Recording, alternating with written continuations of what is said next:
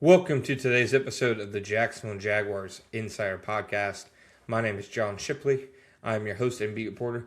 And today we are talking about the Jaguars and the three matchups that I think will determine Jacksonville's fate against the Denver Broncos this weekend. Now, it's clearly a massive game for the Jaguars. When you are in a tight playoff race at the end of the year, every game is really a massive game. And this one is clearly no different. I think that the Jaguars don't need to, be explained what's at stake. They very clearly know it. They, as I've discussed, did a good job of not putting the cart before the horse, or the horse before the cart, however the saying goes, and look ahead at the Broncos game while they had other opponents to prepare for. But the Broncos' week is here now. And to me, there are three matchups that I think specifically will play a big role in deciding this game. I think, obviously, the first one has to be whoever plays left tackle for the Jaguars against Nick Bonito. I mean, Bonito has just been an absolute terror as a pass rusher this year. I remember him at Oklahoma. He was obviously very disruptive in college. There wasn't a second where I watched him and thought, wow, this guy is a future All-Pro. I mean, he's just outdone, I think, everybody's expectations for him. He's absolutely phenomenal. I mean, he's one of the more explosive pass rushers that you will see in the NFL. And I think he's done enough to put himself up there in that, top couple tiers of pass rushers in the NFL. Now, obviously, the Jaguars, they've played some good defensive lines this year. It's the NFL. Every week, you're going to play a team that has normally at least one game changer up front or one near game changer up front. And the Broncos, while they have several, Bonito's a big one. I'd say him and Zach Allen are the two guys up front who really make that thing go. Now, Zach Allen's obviously fantastic. I think he had 6 quarterback hits last week or something crazy like that. Gets a lot of pressure up the middle. You can even argue, he's up there with one of their most important players.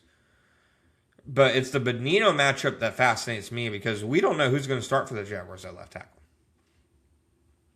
Walker Little did not play, obviously, last weekend due to still being in concussion protocol. I had some people wonder if he was like a healthy, not play or whatever. He was listed as questionable coming into the game, and I can assure you that, it wasn't a thing where he didn't play and he was healthy. He could not play in that game. Whether he plays this weekend, obviously, we'll see as the week progresses. He practiced full on Wednesday. I would expect that, if you're practicing full on Wednesday, unlikely that changes much throughout the week. So the question is, him or Cole Van Lannon against Nick Bonito? The offense has arguably had its two best games in the last 2 weeks.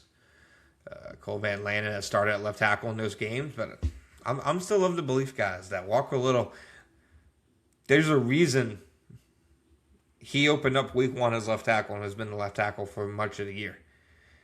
I think if they envision Cole Van Lannon as their left tackle right now, he would have been playing left tackle. Just because Trent Baalke gave Walker Little an extension does not mean the Jaguars are beholden to him and that deal and him being in the starting lineup. So whoever starts the left tackle, whichever way they lean, whether it depends on health or not, whoever it is, massive matchup with Bonito. I mean, especially, his first step and the way he gets around the arc and his closing speed can generate a lot of turnovers just with the, physicality and violence that he tackles with. Definitely, I think, a big matchup to watch. I think on the other side, Courtland Sutton versus Greg Newsome. Jaguars don't really do a lot of following at the cornerback position. Guys kind of play sides. Greg Newsome is normally on the offense is left side, so the defense is right side. Then you see Buster Brown on the other side, Jarian Jones occasionally there, Jordan Lewis inside. So I don't think that, there's going to be any instance where being followed or anything. But I think when you look at the Jaguars secondary as a whole, I think the Tyson Campbell trade has aged out well for them. It's not like Campbell has suddenly become a lockdown cornerback in Cleveland. The trade was done really as a salary dump and to get an improved draft pick. So those are wins regardless of how Campbell and Newsome play. But Newsome's played well the last couple of weeks. But the one thing about the Tyson Campbell trade that it left out for the Jaguars and their defense was Campbell's ability to match up with bigger receivers. I mean, we've seen the Jaguars struggle with bigger receivers this year. They really struggled with Nico Collins. They've, obviously Devontae Adams gave them some fits. I mean, you can kind of see why when you look at, their cornerback room. It's not the biggest group of guys. And Sutton, he's a very physical, powerful receiver. So I'm fascinated to see Newsome match up with him. I'm not in any way saying, he can't or anything like that. The Jaguars are at a disadvantage, but he's clearly their best weapon. He's who Bo Nix has a lot of trust in. He's done it well for several years now in his career.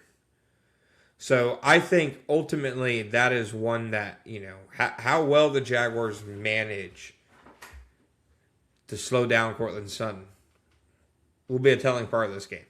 And I think the Newsome reps specifically against him will be interesting because it's very kind of a clash and contrast in styles. Smaller, explosive cornerback, very smooth mover against a big, kind of brooding, wide receiver. And then finally, I think ultimately the one I'm going to have to go with, Brian Thomas Jr. versus Patrick Surtain. Now, I think that Surtain will be on BTJ quite a bit because I think if you're the Broncos, what you don't want to let the Jaguars do is let Trevor Lawrence and Brian Thomas Jr. beat you deep down the field like the Colts have, like the New York Jets did, and like so many teams did last season. So I imagine if that's what, you're trying to stop, that you're going to put Patrick Surtain on him a good bit. Maybe you see Surtain on Jacoby Myers instead. Maybe you see him on both. But I think the high leverage snaps, the targets in the moments in the passing game that could be the most impactful and mean the most will be when the Jaguars push the ball downfield with Thomas. I mean, the addition of Jacoby Myers has just done wonders for Thomas since he's come back from his ankle injury. He's made big plays in all 3 games since coming back, but especially the last 2, he's made big catches in both. And I think when you just look at him and his skill set and what it brings to the Jaguars offense and what they were missing while he was out, because the passing game started to improve while he was out, but it didn't hit this next level until he was 100% healthy. And there's a clear reason for that. Previously, when Thomas wasn't on the field, defenses, as Liam Cohen would say, didn't have to defend every blade of grass on the field. A lot of stuff the Jaguars were doing was underneath or, maybe in the middle of the field. They weren't challenging defenses outside the numbers very often. That's changed the last couple of weeks, especially the last 2. And I think there's a reason why Trevor Lawrence has had 2 of the best games of his career. He's when he gets into a rhythm as a downfield passer, can be very effective, very dangerous. And the Jaguars did not have that element of their offense throughout the season, obviously, to start the season, but especially while Thomas was gone. So adding Thomas to the mix has done wonders for them. And I think, those are going to be some of the biggest plays of the game. When the Jaguars look to him downfield, who wins those downs? Who wins those reps? So Surtain versus Thomas, I think will be, obviously a really interesting battle. Surtain, for my money, is the best cornerback in the entire NFL. One of the best defenders in the entire NFL. And those, to me, are the matchups the Jaguars have to win at least 2 out of 3. If they can win 2 out of 3, I think the Jaguars are in a good spot moving forward. Thank you guys for listening to today's episode of the Jacksonville Jaguars Insider Podcast. My name is John Shipley. Please don't forget to follow us on social media such as Facebook and Twitter at Jaguars on SI.